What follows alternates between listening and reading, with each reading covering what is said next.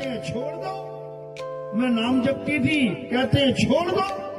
मैं हवन यज्ञ कर रहा था, कहते हैं छोड़ दो। ये कैसा सत्संग है भाई? ये तो भगवान मिलाने की जगह भगवान छुड़वा देते हैं। समझ में ही नहीं आएगा बताया क्या जा रहा है। लेकिन मालिक की कृपा हो गई, बंदी छोड़ की दया हो गई, तो एक एक शब्द तुम्हारे अंदर ऐसे ऐसे सिमट जाएगा कि बस तुम्हें लगेगा यही है जो मुझे चाहिए, जन्मों जन्मों से जिसकी तलाश थी, यही है वो ज्ञान। और इस ज्ञान न होने के कारण तुम दुनिया भर का ज्ञान अपने दिमाग में फिट करके बैठे हो। तो जब मूल ज्ञान आता है तो बाकी सारा ज्ञान छूमंतर हो जाता है। तो आज इसी मूल ज्ञान को अच्छे से समझेंगे, जिसके लिए कबीर साहब ने धर्मदास जी को लाखों दुहाइयां दी थी, लाखों कस्में दी। धर्मदास मेरी लाख दुहाई, ये मूल ज्ञान बाहर ना जाए। कहते हैं ये मूल ज्ञान मत बताना किसी को भी, क्योंकि इसको बताने का एक समय है। जब वो समय आएगा तो घर घर में मूल ज्ञान की लहर चलेगी। अभी मत बताना किसी को। अभी पवित्र ज्ञान बताओ तुम। पवित्र ज्ञान तुम जग में भाखो, मूल ज्ञान गुप्त कर राखो। तो ये मूल ज्ञान खोलने का अब समय आ गया है। अब बच्चा बच्चा इस मूल ज्ञान को जानेगा कि आखिर भक्ति कहते किसे हैं, आखिर परमात्मा को पूजना कहते किसे हैं। एक एक बात समझ में आने लग जाएगी। तो आज का सत्संग शुरू करने से पहले परम पिता परमात्मा के नाम पे जयकारा लगाएंगे, फिर सत्संग शुरू करेंगे।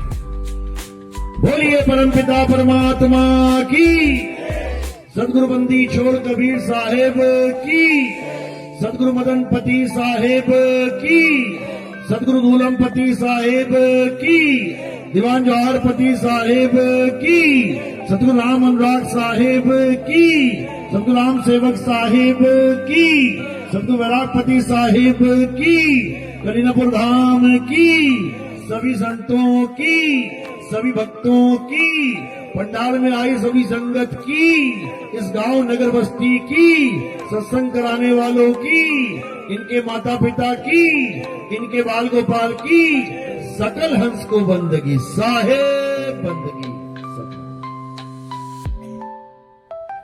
तो कबीर साहब समझा रहे हैं कि भाई जो मूल ज्ञान है ये अत्यंत दुर्लभ ज्ञान है, दुर्लभ, जिसको बाबा नानक ने अलभ कहा है। कहते जग में नाम अलभ है संतों, यानी अलग में भी नहीं मिलेगा। लेकिन दुविधा देखो, एक भी चैनल खोल लो, टीवी चैनल जो धार्मिक हो, उसमें तुम्हें सुबह से शाम तक सारे गुरुजी गुरुजी गुरुजी मिलेंगे। और नानक साहब कह रहे हैं गुरु मिलना दुर्लभ है, दुर्लभ। यानी सारे संसार के गुरुओं को बैठा दोगे और जब उनका ज्ञान परख करोगे, कहते उसमें एक भी सही नहीं मिलेगा। कब मिलेगा?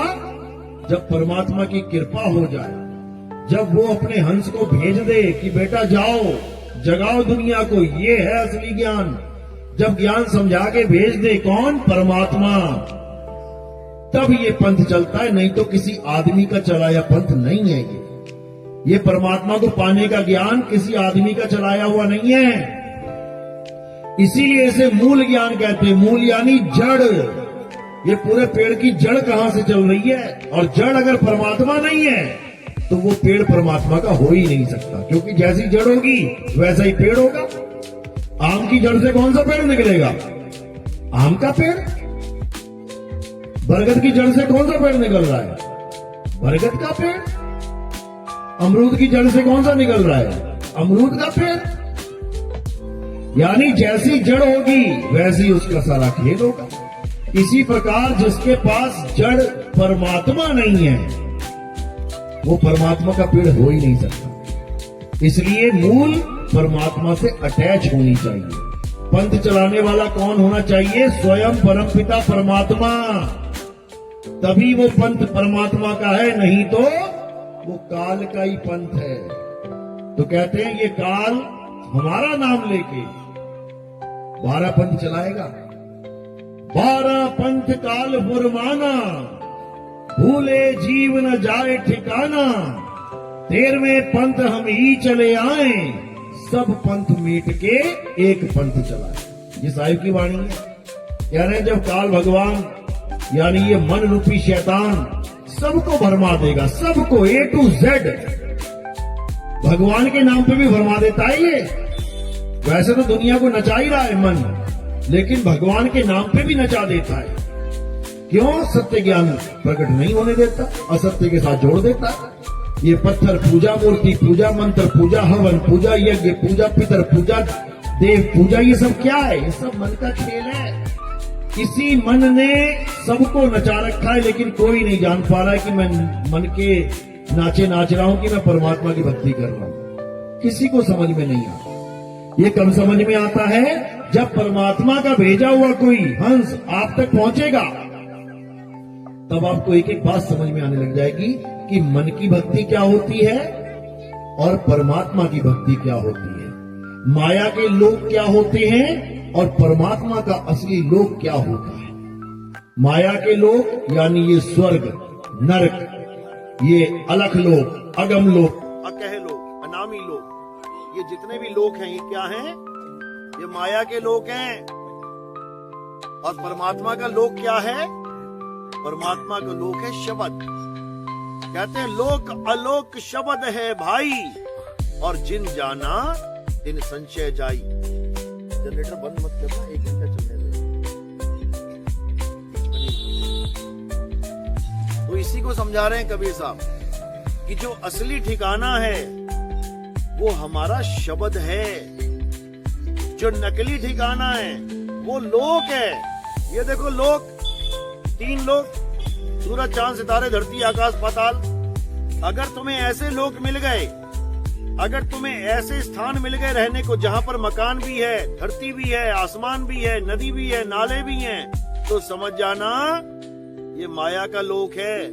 बड़े बड़े गुरु मिलेंगे तुम्हें ये बातें बताने वाले कि चलो सतलोक चलो। अब पूछो सतलोक है कैसा? कहते जैसा यहाँ है बिल्कुल वैसा ही वहां है।